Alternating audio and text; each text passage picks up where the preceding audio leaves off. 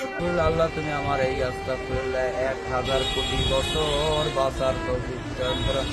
হে মহান আল্লাহ পাক রব্বুল আলামিন।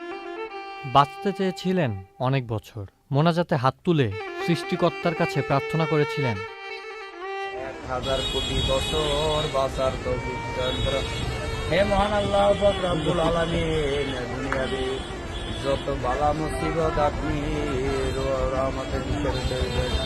আল্লাহ আজকের এই যে দোকানটায় বলছি, এই দোকানদার অত্যন্ত ভালো মানুষ ছিল, আপনার দিনের কাজ করতে গেছে।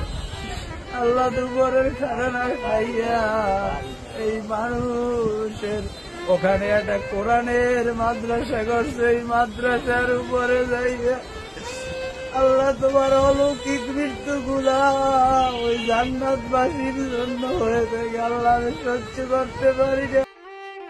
কে জানতো